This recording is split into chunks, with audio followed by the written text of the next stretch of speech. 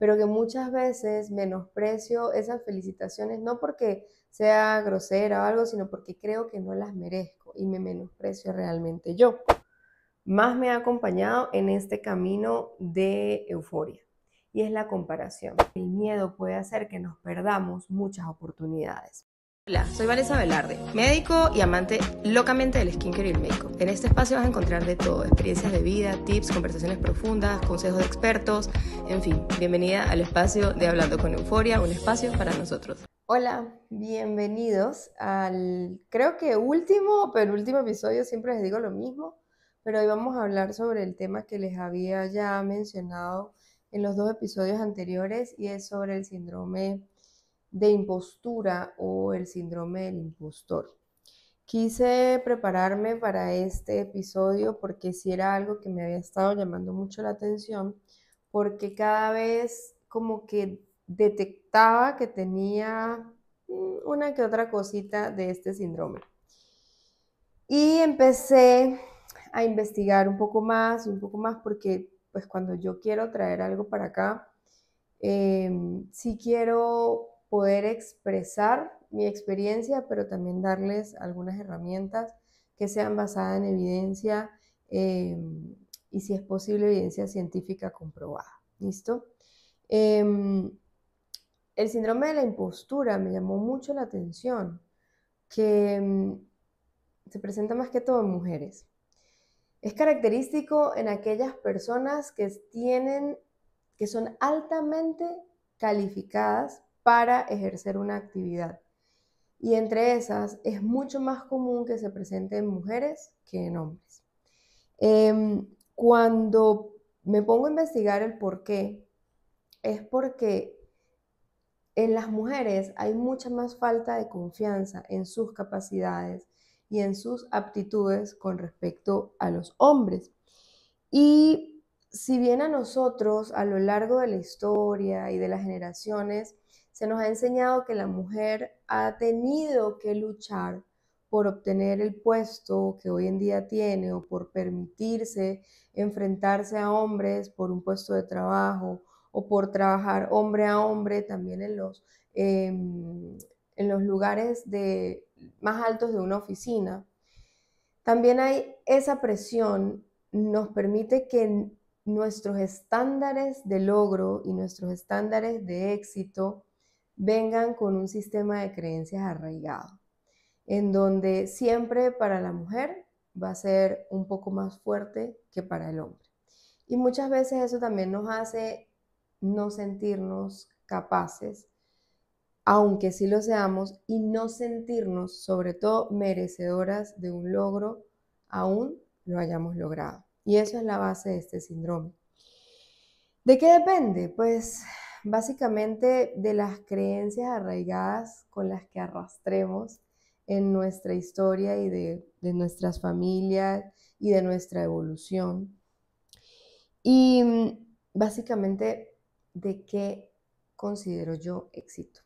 ¿Qué me enseñaron a mí que es el éxito? ¿Qué te dijeron? Bueno, una persona exitosa tiene que ser así, o sigue haciendo eso para que veas que no vas a ser exitoso. Y dependiendo de las cosas que hayas escuchado repetitivamente durante tu infancia, vas y vamos a crear una personalidad. Esto va de la mano también con lo del eneagrama de Borja Vilaseca, que siempre se los hablo. Pero el síndrome del impostor o de impostura considera que es primordial saber qué es lo que considero yo éxito y es súper importante qué es lo que otras personas opinan de mí. Se basa en que siempre quiere buscar o trabajar por reconocimiento de otras personas hacia mí, siempre buscando la validación externa. Particularmente en estos años que llevo de terapia, me he podido dar cuenta y me han podido abrir los ojos mis terapeutas en los que soy altamente calificada para ejercer alguna actividad, de que tengo todas las cualidades para estar donde estoy y de que merezco todas las cosas que he logrado, pero que muchas veces menosprecio esas felicitaciones no porque sea grosera o algo, sino porque creo que no las merezco y me menosprecio realmente yo. Y eso depende de mi autopercepción. Entonces, hay que trabajar mucho en esto, pero sobre todo esa necesidad de validación externa ante alguna situación de logro. ¿Qué es lo que pasa con estas personas? Que no son capaces de interiorizar sus logros y de reconocerlos. Qué bonito es que podamos nosotros reconocer nuestros logros como tal y que ya luego otra persona nos lo reconozca y bueno, ser agradecidos. Normalmente con la persona que sufre del síndrome del impostor, logra algo y esta persona no se siente merecedora y cuando la felicitan dicen, gracias, pero no es para tanto, fue suerte, o gracias, habían otros también altamente calificados, fue el destino, o estuve en el momento correcto, en el lugar correcto, siempre minimizando o menospreciando las cosas de las que son capaces. Y algo que caracteriza a este tipo de personas es que como no interiorizan y no creen en sus cualidades, buscan una constante perfección. Y es un constante trabajo al desgaste y al autodesgaste personal, buscando siempre la perfección para poder igualarnos a otras personas y poder superarlas y que no sea solo suerte. Y voy a hablar aquí en primera persona porque yo cuando empecé terapia, ya se los conté, una de las cualidades que yo le dije a mi terapeuta es que soy demasiado perfeccionista. Y sí, busco la perfección en cada una de las cosas y eso ha hecho que yo me sobrecargue de tareas para tratar de que todo quede bien y de hacerlo yo porque otra persona tal vez no está en la capacidad o no puede cometer un mínimo error porque entonces nada me va a salir bien y no me van a reconocer. Espero que me estén entendiendo como el círculo vicioso, porque ciertamente somos personas muy perfeccionistas que tenemos alta capacidad de lograr lo que nos proponemos, pero no nos reconocemos y solo buscamos una validación externa. Entonces es un círculo vicioso que se alimenta de esas creencias y de lo que yo espero que los demás piensen de mí, de esa autopercepción. Y realmente esa autopercepción no coincide con la realidad, porque si tú te pones a ver, pues bueno, soy una persona capaz, soy una persona que ha logrado tantas cosas, soy una persona que está donde está porque trabajó, porque estudió, porque le fue bien en el examen, porque realmente se preparó, pero no lo reconozco yo. Entonces mi autopercepción no es la misma percepción de la realidad que los demás pueden percibirme. Pueden percibir. Aquí tengo algunas notas porque no me quiero como desviar tanto del tema, pero una de las cosas más importantes, y yo creo que si bien durante mi carrera de medicina me acompañó, más me ha acompañado en este camino de euforia, y es la comparación.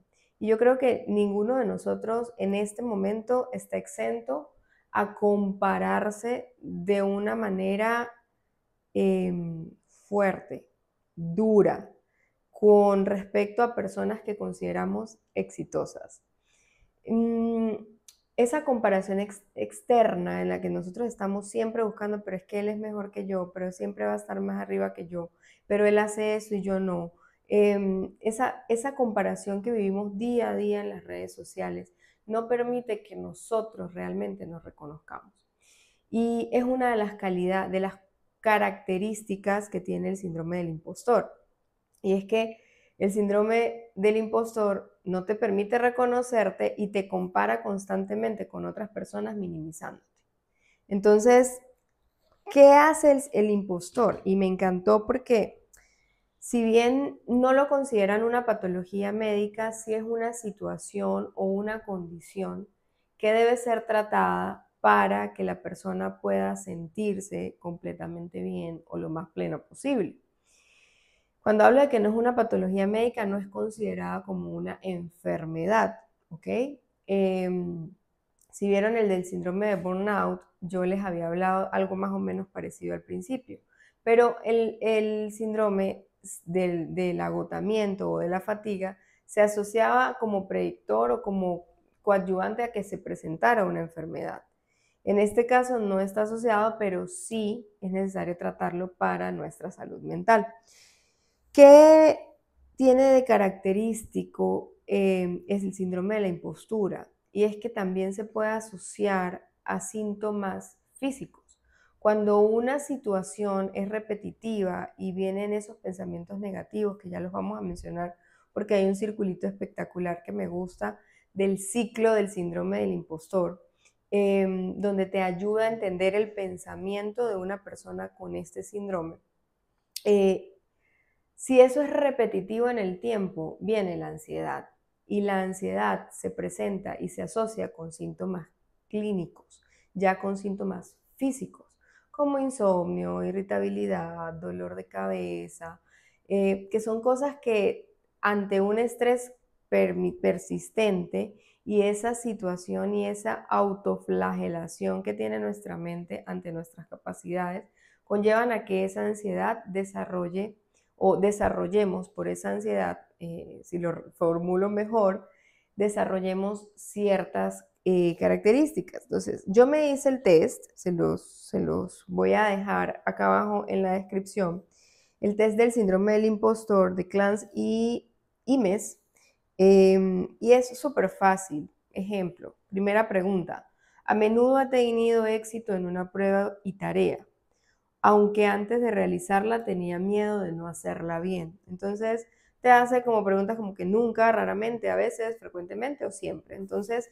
se empiezan a contestar esas preguntas y en este test que yo hice fueron 20 preguntas.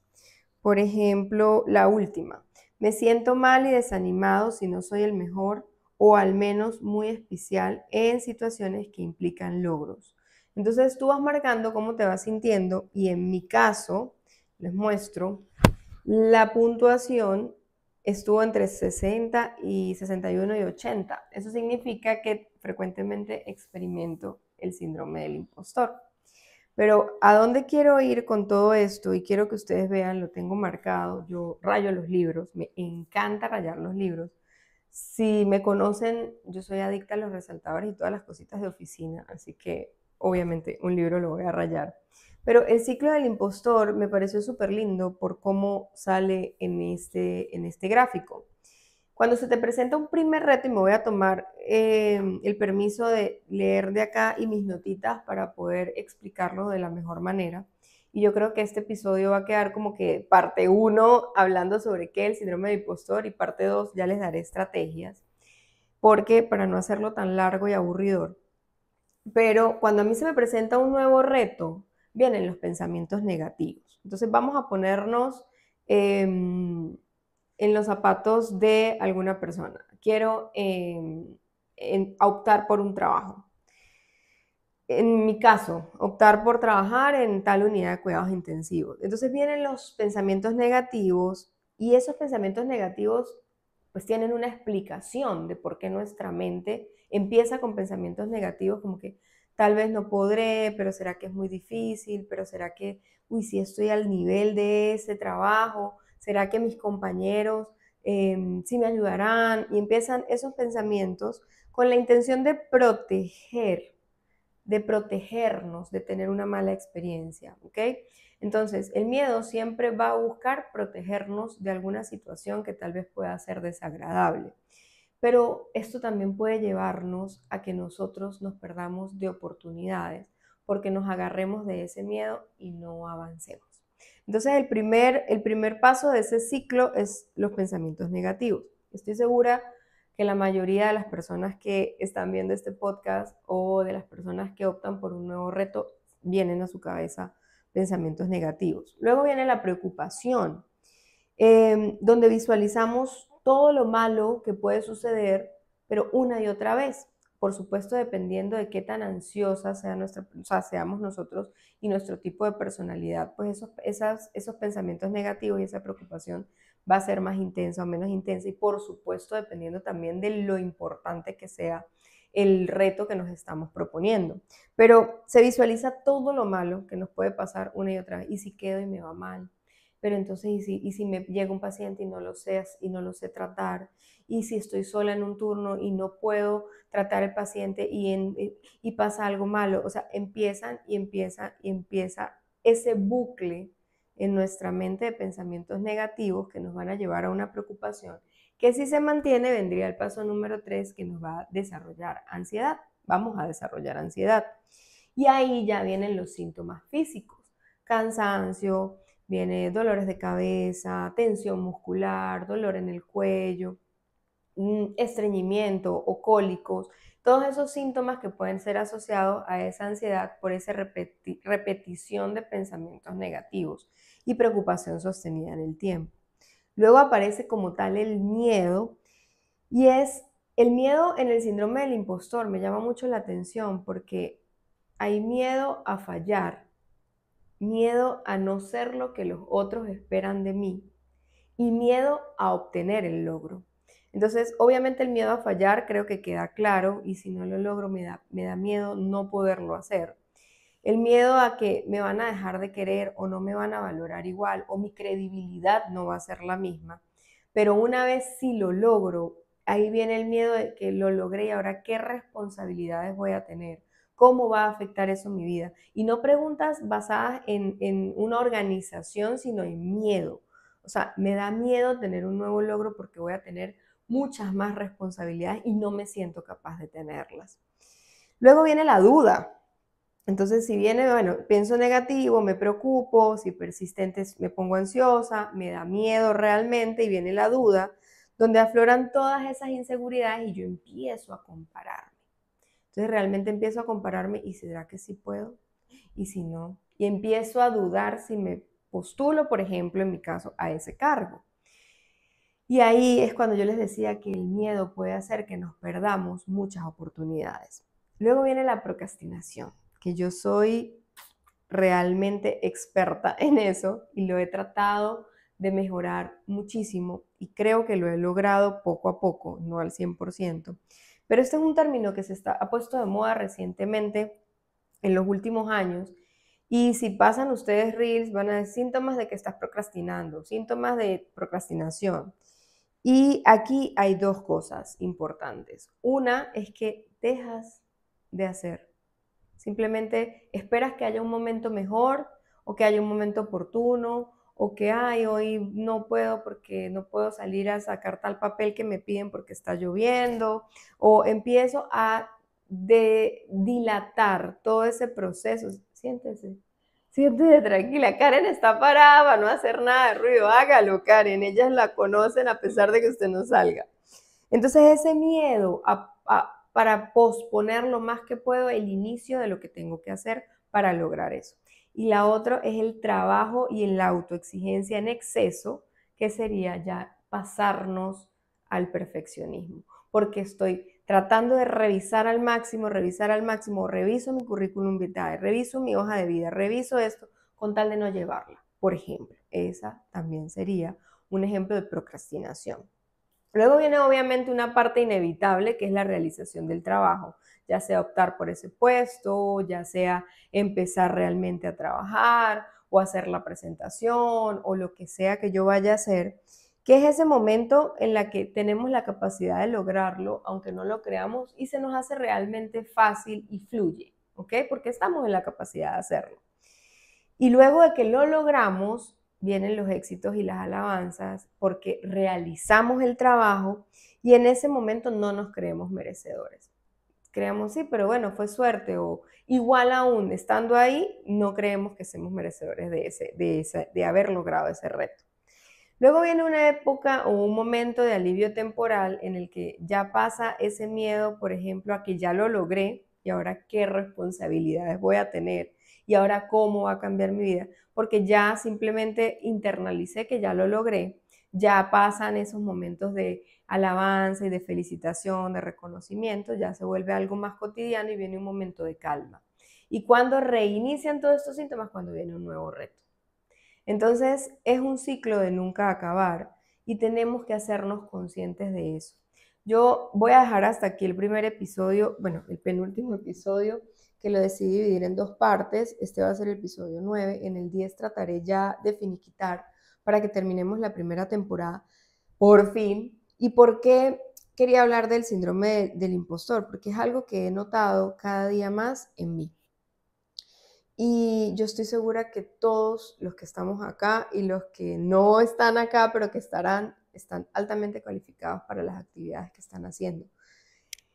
Y lamentablemente nuestro sistema de creencias y nuestras creencias arraigadas que arrastramos de las experiencias de otras personas, de nuestros padres, de nuestros hermanos, de nuestros tíos, de nuestros abuelos, nos hacen que no nos creamos, no nos consideremos merecedores de alguna de las cosas que podemos lograr en esta vida. Todos somos capaces de lograr lo que queremos si nos lo proponemos. Y a veces hay que escuchar a esa vocecita interna que no está siendo tan amable. Y hoy justamente hacía el ejercicio con Karen, porque esa fue una de mis tareas en una de mis terapias. Y si nos empezamos a hablar un poquito más suave, porque eso que estás diciéndote a ti misma no serías capaz de decírselo a algún amigo o decírselo a alguien que quieres. O eres un inútil o no eres capaz, porque nuestra mente nos juega mucho en contra y muchas veces a favor. Pero para que juegue a favor, tenemos que entrenarla. Así que si te interesó sobre esto y te has sentido como identificado con el tema, te voy a dejar abajo el test del síndrome del impostor para que lo puedas hacer, veas en qué nivel está y si te interesa, pues nos vemos en la segunda parte para ya darles algunas herramientas para mejorar y para evitar tenerlo y controlar a esa mentecita que muchas veces nos juega no tan limpio. Gracias por llegar hasta aquí, gracias por las retroalimentaciones que me han dado de los episodios anteriores, estoy demasiado contenta. Son muchas las personas que me han escrito al privado, a mi WhatsApp personal, personas que sé que me quieren, pero créanme que la impostora ha estado presente en todos los episodios de este podcast y ya la tenemos descubierta y vamos a aplicar las herramientas de este libro. Así que muchas gracias y como siempre, la retahíla del final, suscríbanse, denle like, denle a la campanita, manden, comparten y bueno, en fin, que estén muy bien y chao. Venga, ya puede parar.